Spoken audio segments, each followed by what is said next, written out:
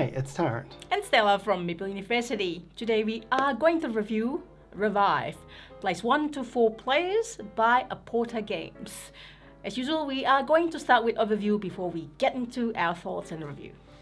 Yes, so this is a Euro style game with a map and with a card driven engine and a whole lot of tracks. And you've got to build up all of this to score as many points as you can. A few different ways you can go about it, lots of different actions you can take.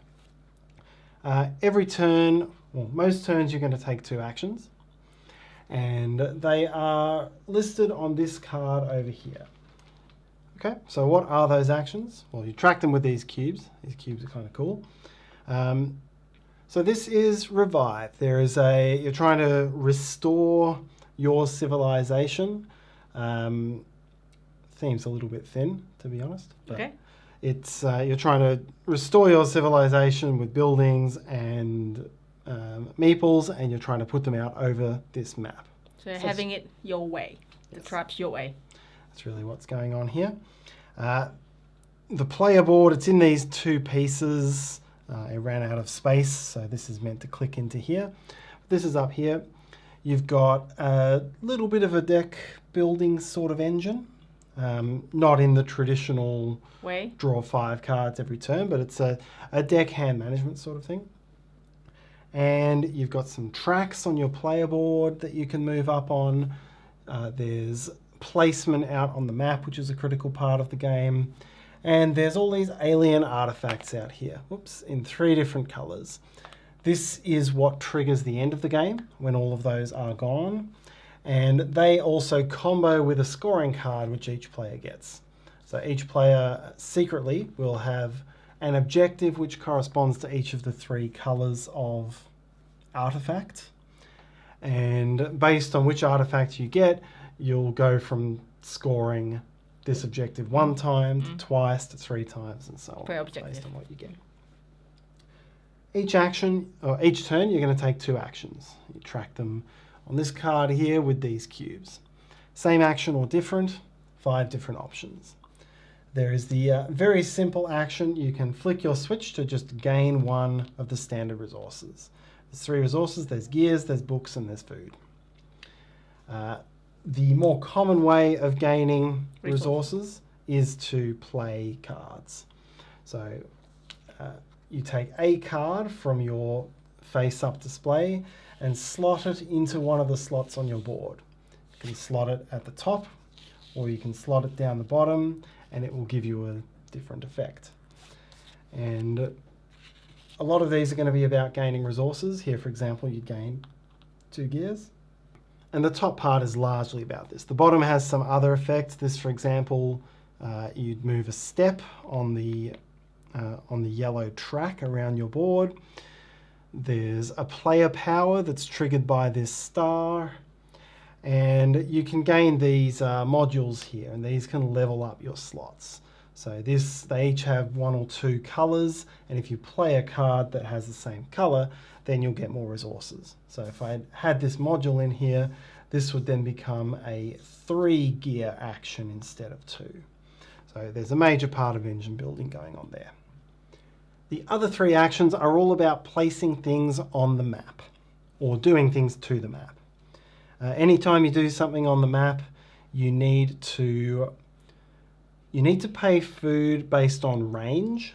So you start the game, at the start of the game it's from the center of the board, but then once you have any building on the board, then the action that you take needs to be either adjacent to one of your buildings, or you need to pay 1 food for each step that you need to move to get to the action.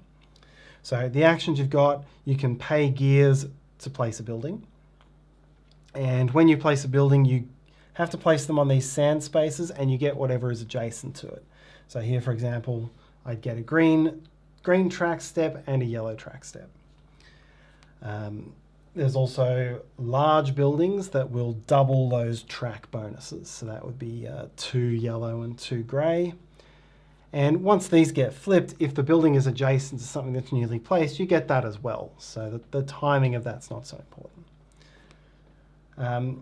So that's buildings. You can explore these new landscapes. And so the real benefit of these buildings is on expanding on these tracks, because there's a lot of points and upgrades to come from the tracks. There's exploring new locations. So these will generally cost food and books. And when you flip a tile over, the benefit that you get, in addition to being able to choose what orientation it goes, you will get immediate points. So you move up on the immediate points track. There are some benefits you can get as you move up on this track. And you get more cards for your tableau in hand.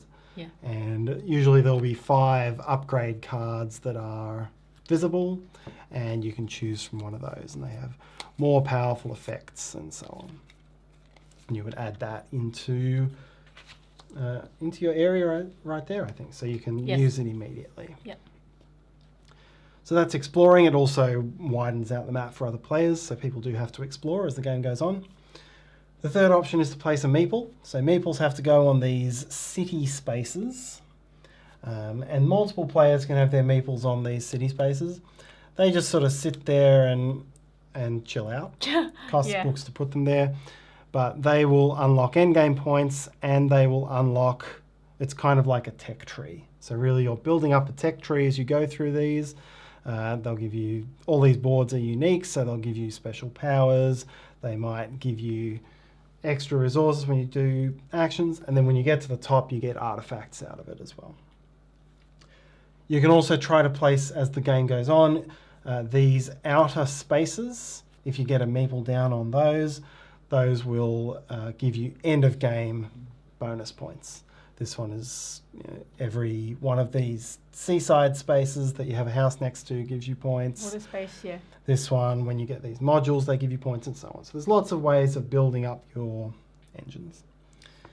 As you move around these tracks, you'll start to unlock bonuses. And these are, why are they in this spiral pattern? There's sort of 3 interlinking tracks. So to unlock this space, for example, I would need to get to 7 on green and 3 on yellow. If I do that, then this comes here. There's endgame points here. Some of these let you draft from various laboratory tiles. Put them in here, give you some effects. And these are all effects that get triggered by energy. So as a free action, you can move an energy out to one of these and do the effect that's there. The other thing you can do on your turn, rather than doing 2 of those actions, is to reset. So when you reset, all the cards that you've played go into your resting deck. All of these ones come out, ready to be played in your next sequence. All your energy comes back home, and you advance the game over here. You also get your switch back. So this is called hibernating, this action. And it's not a bad action. There's bonuses and things you can get over there as well. Game keeps going until all of the artifacts are gone, and then players add up all of their endgame points, and whoever has the most points wins.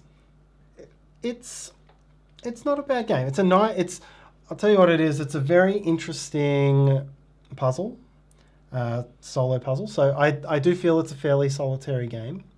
There's a lot of lots of solo puzzles there. Yep. Because if you've watched any of my Euro reviews, I'm always looking. I generally don't like pure multiplayer solitaire. I like to have some interaction with other players, particularly on doing something before someone else takes it away. So and timing element. And timing.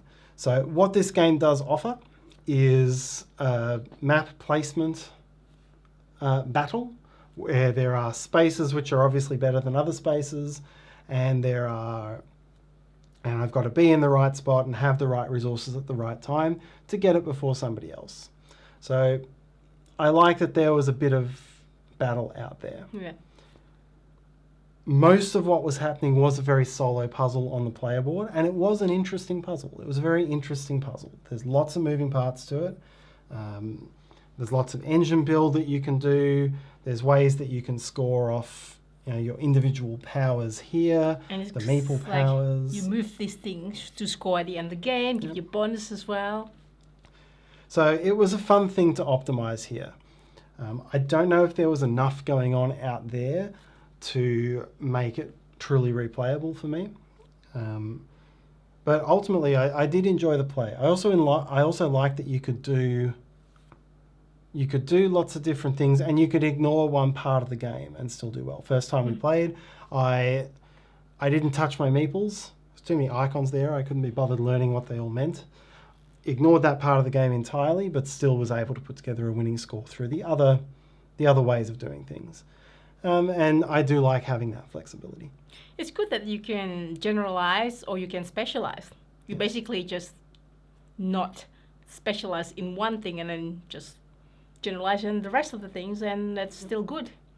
And I think, I don't know if I do agree with you about the replayability, because these things that you have to score could be quite a lot. Is basically there are different ones.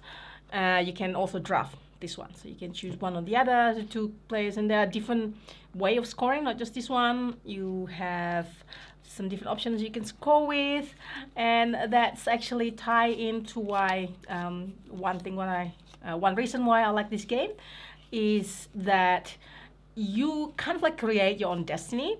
You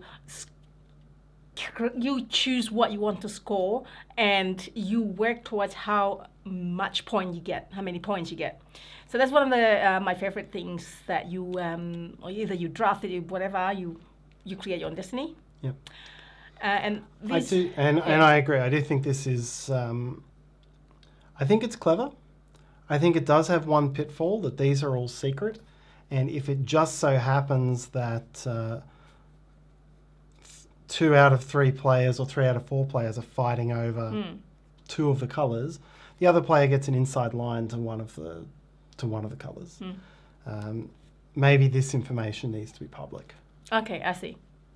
I don't know. But then this also combo, let's say, with the one that is open right now, if you're next to the water space, then you get 2 points per water space. Yeah. And combo with this one as well. So you get 1 point per water space times how many of these purple artifacts you get. Yeah, including the one on the card. Yes. So you do always score each of these. Yeah.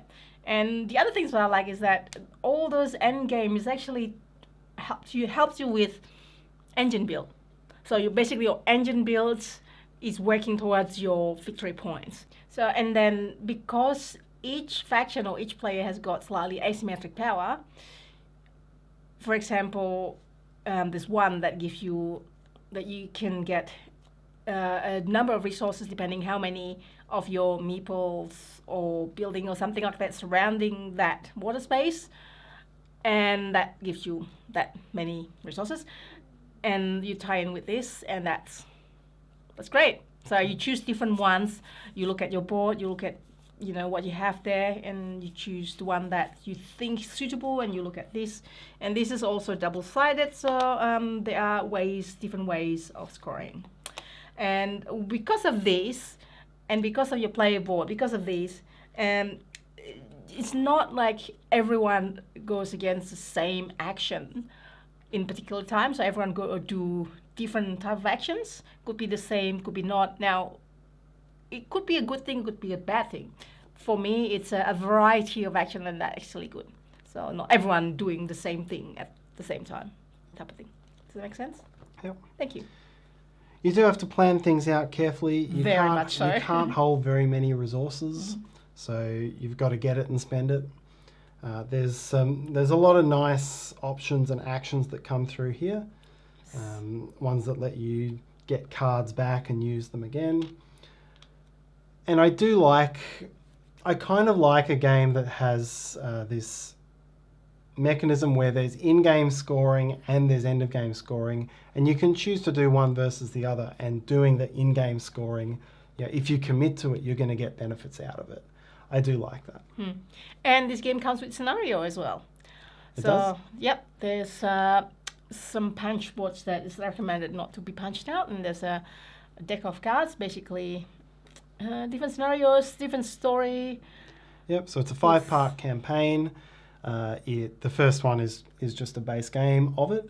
Think of it as being a little like a Maracaibo sort of scenario, I would say. So it adds a couple of extra things. Extra rules. It's not a big long story. It adds a couple of variabilities to the way the game plays. Yeah. So I think it's a nice way to introduce campaigns. I mean, you can have it as a campaign, or you can have it as variant on the game. You can play with this. But I feel like it's more value. It feels more value if it's as a campaign that you reveal each time, and also gives you, okay, first you do this, and second you do this.